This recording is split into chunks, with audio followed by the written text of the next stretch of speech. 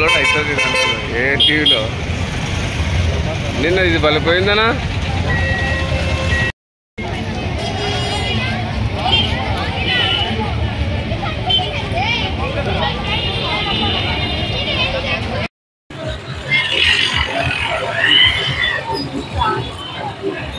ఈరోజు ఆగస్టు 15 ముందుగా స్వాతంత్ర దినోత్సవం సందర్భంగా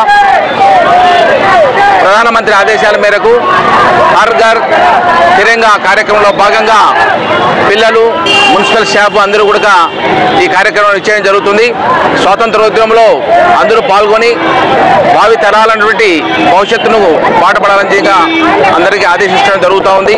కాబట్టి ఎంతోమంది త్యాగదనులు మనకు దేశానికి స్వాతంత్రం తెచ్చి దాదాపు 200 సంవత్సరాలు పోరాడి తెచ్చుకున్నటువంటి స్వాతంత్రాన్ని మనమందరం కాపాడవలసిన బాధ్యత ఎంతైనా ఉంది.